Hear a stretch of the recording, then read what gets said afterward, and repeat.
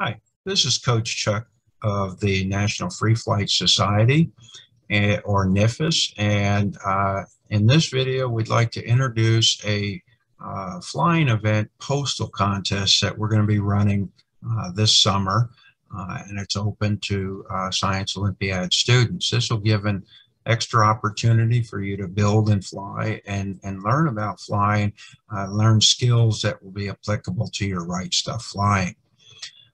NIFAS has entered into a relationship with Science Olympiad to sponsor the flying events such as Right Stuff, Elastic Launch Glider, and Helicopter. But we want the relationship with Science Olympiad to be much more than just a corporate sponsorship. So we're developing resources and introducing events that will enhance your flying event experience.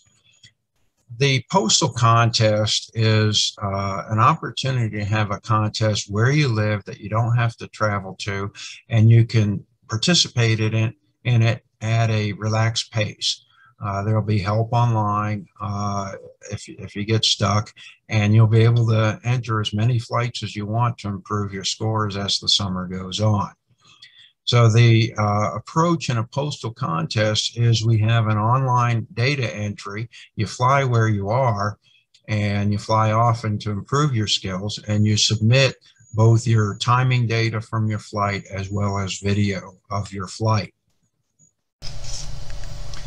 For this postal build, we chose a small living room flyer out of a magazine article from the 1960s, and this is called Scraps. It was actually designed to be flown from or built from scraps in your workbox. It's very simple to build, and it's small enough that you can fly it in your living room. It doesn't depend on gym availability. As we start coming out of the pandemic, this gives you an option to fly just about anywhere: your living room, classroom, hallway, something. No special materials are needed. The wood can generally be hobby store wood. No special tools are needed. And at this point there are several kits available on the market. We're going to run two classes of scraps. The first one is a 1 gram class. Now this may sound quite a bit lighter than your Science Olympiad plane, but it's also a much smaller wingspan than Science Olympiad. It's really a nice, cute little airplane. This at 1 gram can be built with off-the-shelf hobby store wood. Not a whole lot of selection, and actually covered with veggie bag material. So it's not critical on the weight. You do have to watch your weight, but nothing's critical. There's one kit available from Laser Cut Planes. It's called Scraptastic, and this plane actually was built from that kit, so all the parts are laser cut. It's got interlocking ribs with the leading edge, typical of laser cut planes. Builds very quickly. I could build this in about an hour from the kit and the plans, so flies fairly well. The next class we're going to offer is a 1/2 gram class. Now the 1/2 gram class is a little bit more of a challenge. This will require lighter wood to get to your 1/2 gram minimum, but it flies longer, so it may be worth the challenge to you. It's lightweight, but it's not extreme. The balsa, you need to select the best wood available at a hobby shop, but contest grade balsa, 5 or 6 pound wood, is certainly suitable. This one was built from the plans, and I used about a 32nd inch square for all of the outline of the wing as well as the tail. I think the tail was 25,000 square, and the wing was 32,000. The ribs were 32,000 square, and the motor stick is from 1/16 or 1/32 inch thick wood.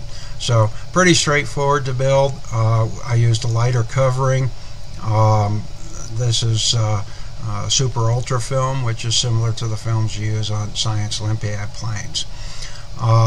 J&H has a kit available, including forms to make your curved prop blades, fixtures throughout. It's a very well thought out kit. So if you want to build at the half-gram level and don't want to find all the materials, J&H has a kit that's acceptable. This one I actually bent a wire prop hanger here out of I believe it's 12 thousandths diameter wire, and prop shaft as well. The laser cut planes 1 gram version has a balsa wood prop hanger, pretty easy to make from the kit. So some of the challenges involved in building the Scraps. First of all, it's a fairly small plane, and being a small plane with pretty much as many joints as your Science Olympiad plane has, you're going to have to watch the weight on the glue. You need to control your glue in order to control your weight. We've got a video available on our website, on the YouTube site, on managing weight by managing glue. Be worthwhile to read even if you're not building one of these. Prop building. None of the plastic props are going to be light enough, even at the 1 gram size. The Ikera prop, which is common on Science Olympiad, weighs more than 1 gram, so you're going to have to build a wooden prop. This is a skill that's going to be useful in Right Stuff. It gives you a lot more flexibility than the store-bought plastic props. On the Scraptastic kit, the prop has a unique hub system that snaps together from laser cut parts, and the blades are actually a straight piece of wood. There's no curvature to the blade. Very simple. Just glue it on and you're ready to go. That's certainly feasible. With this size prop, it's only a 5-inch prop. The blades are very short, and the helical curvature of the blade may not be super critical. So that's the simplest you can do with a prop. We used, when we built ours, we used a prop form that is available on Thingiverse for you to print. There's actually a prop form making software you can download and make any prop form you want for curving these wings. You can use a bucket prop, which is curving the veins on a plastic cup or a bowl, or you can make your own prop form. The J&H kit comes with a prop form that you build from parts. So prop building is a new skill you'll have to learn. There's a comprehensive video, it's about an hour long, on our YouTube channel, and it was actually building this prop here for the Scraps. So that video will take you step by step through all the steps required to build a prop for this or for your Right Stuff planes. Winding the rubber will take a lot more care. This on the 1 gram plane, this is 25 thousandths of an inch wide rubber, so significantly thinner than what you're used to for Right Stuff, and as such it breaks a lot easier. So we highly recommend a torque meter. Of course, we recommend that for Right Stuff as well. You can build a very simple torque meter. I'll give you a link for that. Or you can get one of several kits from different manufacturers. Unwind will be critical, and that is you wind up to your peak torque and then you back off to a launch torque. The launch torque is critical on these planes because they're so small. The torque will tend to roll it in, and it'll roll in and dive. They're quite sensitive to initial setup and initial torque, and you get the torque too high, it will dive, crash, and burn. So you'll want to wind it up tight to get the most out of your rubber, but then unwind to a safe launching torque, and then work your way up in torque until it's flying well and maximizing the flight. Trimming and flying is also critical in this. I have on mine an adjustable wing post here using a tissue tube. The laser cut planes uses a small tube just on the rear post down at the fuselage, so you can adjust the incidence of the wing. I found that 0.5 millimeter adjustments make a huge difference in the way the plane flies. So everything is more sensitive, but as you learn how to get this to fly, you'll learn how to trim out bigger, slower planes like Wright stuff. So this will teach you the interactions when you make an adjustment on the plane. How does it impact the flight? And you'll learn quickly with this. It's not too hard, but it does take a lot of attention to detail. We highly recommend you keep a log record of your flights and study that log to understand what worked and what didn't and what will move you in the proper direction. Let's talk about the competition itself. It's going to run from now until September. We may extend that based on interest. It may be ongoing for a while, but we're going to try and get the most of the competition in during the summer months so it doesn't interfere with your regular Science Olympiad tests. We will be putting an entry form soon on our Facebook page, and we'll probably link that to our website at freeflight.org. On this, you'll enter some identifying information, and you'll have the opportunity to obscure your names if that's a preference, and we would use your school name if you opt not to use your individual names. We still want the individual names on the entry, but we can not publish those if that's a preference.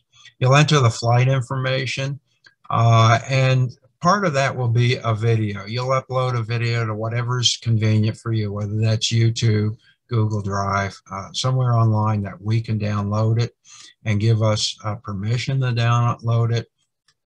And then you'll have a checkbox to say whether that video can be publicly released or not. Obviously, if the student's image is in the video, there may be a preference not to release that online, but we still need the video for verification of the flight. So certainly, if you can keep your back to the camera, the video of the flight is interesting to other students, so we encourage you to make that available if possible. You'll enter the flight duration and the date and the time of the flight. The flights will be no steer like the Science Olympiad event. So once you release the plane, it's on its own. It can scrape the ceiling, it can bounce off the walls. Time will start when you release it, stop when you touch the floor or hang up on a room item. Very similar to Wright stuff. The flight room, we're going to limit it to 12 feet maximum. Now, some of the videos we've seen today have been in my living room, which is higher than 12 foot. And that was for a previous postal contest online. But we feel that everybody has access to a room in the 8 to 12 foot range. That might be a living room, it might be a classroom, it might be a hallway at school, but you should be able to find a room to do this flight. Bottom line is we're going for bragging rights and the experience of flying. We're going to see if we can include some prizes. It will depend on the amount of participation and perhaps some sponsorship. This contest is open to all youth. It doesn't have to be a two-person team from your Science Olympiad team. We're encouraging it to be limited to mid or high school age kids, students. You can have multiple entries per school. So if the entire Science Olympiad team wants to build scraps and fly them, they're welcome to do that. And it's not limited to Science Olympiad. So if you have friends that are not on your Science Olympiad team, but they want to try it out, try it out. If the coaches want to try it, we'll go ahead and track adult entries as well.